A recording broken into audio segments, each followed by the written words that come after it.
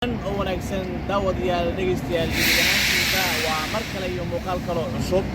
waa maalinimo Arbaca taariikhduna ay ku beegan tahay 14-ka bisha labaad sanadka 2024 meesha aan ku sugnahay ama goobta aan ku sugnahay waa barxadda 500 kastoo horjeedka xarunta weyn ay ka baxaan gaadiidka magaalada Roma ee la yiraahdo Stazione Termini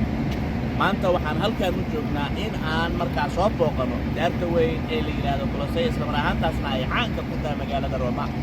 daartaasi xagee ku taala goormee la aasaasay ama la dhisay dhismeeda taariikhda sana ayuu qaatay intaasi in ka badan oo su'aalaha laga yaabay inay ka dhex buuxayaan maskaxdaada adigoo aadan mar walbaaba isku mashquulinin maanta ayaan booqan doonaa socdaalkeenana halkaan ayaan ka bilaabi doonaa saacadda basaska aan qaadan doono ama basaska aan qaadan karno waa ay tiro badan yihiin waxaa ka mid ah 40 kan qaadan karnaa 64 kan qaadan karnaa waxaan qaadan karnaa 170 kan qaadan karnaa waxaan kaloo qaadan karnaa baska lambarkiisa ama lambar ma lahan afar meesha ka raali noqda waa xarafka ha ama aka marka laga hadlayo luqadda Talyaaniga waxay ahaataba sababta aan u booqanayna maxay tahay maadaama aan anagu rabno kanaalkeena inaan ku soo gudbino waxyaabaha ama goobaha taariikhiga ah ee markaasi magaalada Roma gaar ahaan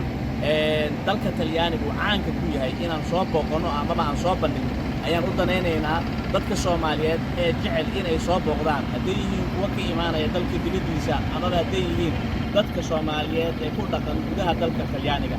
wax walba ahaataba si kasta ay ahaataba hadalkiyaan idinku dheeraynin waa socdaaleena ina keena daawadayaal marka waxaan qaadan doonaa baska yahay 40 kaasoo markaasi la geyn doona meel u dhow daarta Colosseo si kastoo ay ahaataba laakiin daawadayaal sidaad aragtaan mar dhow ayaan ka soo degnay baskii aan ka soo qaadanay Stazione Termini oo ah xarunta weyn ee ka baxan gaadiidka magaalada Roma sidaad aragtaan baska aan soo qaadanay barnaamijyada ama maxadada maysuqadda lambarka baska aan soo qaadanay markana waa haddeertaan waxaan aadaynaa hadduu Ilaahay yiraahdo halka ay ku taalo Colosseo sababtoo ay taas hore ugu sheegaba baska ma uusan dhigaynin soo horjeedka ama ma taqaanaayay ma uusan hormaraynin daarta horteeda meel u dhow socod yar ayaa ku jira ayadana waa ka faa'iideysan doonaa wadada aan qaadan doono waa wado caan ah oo markaas ay ku yaalaan goobo kale oo taariikhi ah saaloo kale hadda daartaan aad aragtaan waxa la yiraahdaa daarta Venezia la yiraahdaa dhabarkeeda dambana waxa ku taala barxadda Venezia daawadayaal sidaad aragtaanba daartaan ayaduna waa meel kale oo taariikhi ah oo magaalada Roma ay caan ku tahay waxa la dhahaa Piazza Venezia ama barxadda Venezia la yiraahdaa sidaad aragtaan waxa jooga dad tirada tahay daawadayaal sidaad aragtaanba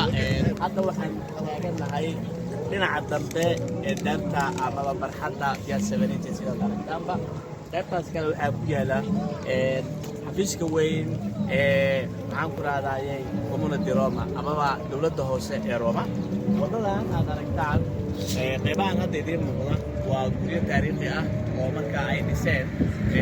boqortooyinkii ay isaga dambeeyay dalka Talyaaniga taasoo ay marka ugu weyneed boqortooyadii Roomaanka wadadan waxaa lahaa Foro Romano ayaa jira sida hadda idin muuqata runtii aad ka aragtaan waxay inoo muuqata daarta Colosseo ayaa inoo muuqata waa meesha aan hadda aan ku sii socdo marka aan warkayga ku daaray ina keena oo socodkeena aan sii wadanayna insha Allah taala waan tageynaa wadahay daawadayaal sidaad aragtaanba waxaan hortaaganahay daarta weyn ee Colosseo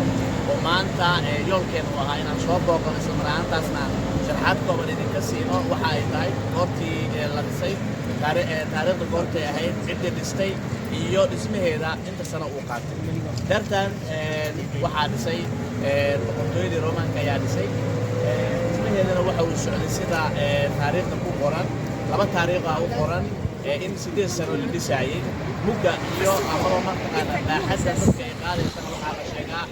50 ilaa 70 kun oo qofood inay qaadi karto markiiba taariikhda waxaa la sheegaa inay ahayd taariikhda milaadiga markii ay maraysay 70 taariikhda qaarna waxay leedahay in la bilaabay dhismaheeda taariikhdu markay ahayd 72 marka hadii 72 taariikhda markay ahayd hadii dhismihii la bilaabay waxay noqonaysaa marka 8 sano kadib in marka dhismaheeda la soo gabagabeeyay oo marka la soo gabagabeeyay taariikhda milaadiga markay ahayd 80 hadii aan qaadano taariikhda ah in la bilaabay dhismaheeda 70 markii milaadiga ay mareysana waxay noqonaysaa 78 taariikhda markii ay mareysay in la soo gabagabeeyay waxay ahaataba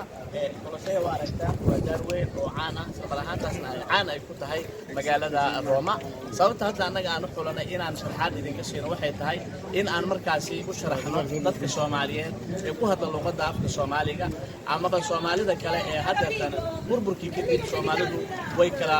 dhowday oo wadamo badan ay markaasi noqdeen kuwa sharci ka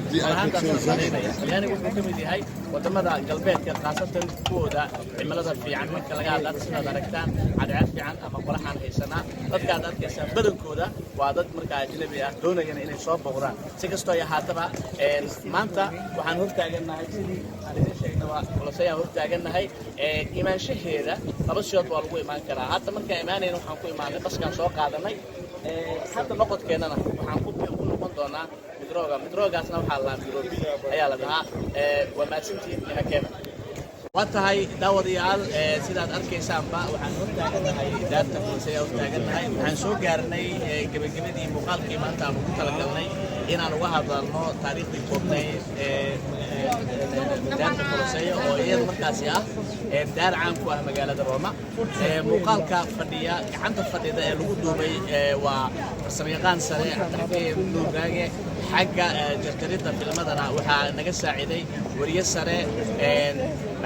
Fahad Maxamed Abuukar Abwaasharow dhanka isku dabridkana waxaa markaasi naga saaciday Marwo Idil Frey Golcas inta aan ku kulmi doono muuqaalkan mid la mid ah maanta waxaan idinkaga tegaynaa nabadiino nolol kulante asa ahaatee waxaa naga xasuusinay inaadan naga hilmaamin haddii aad tahay qof ku xiran like-da share-kana inaad ku qabato haddii aad tahay saaxiib markaasi nagu soo biirayana subscribe-ka naga hilmaamin waa tahay mar labaad mar saddexaad mar afraad waxaa idin leenahay nabadiino nolol kulante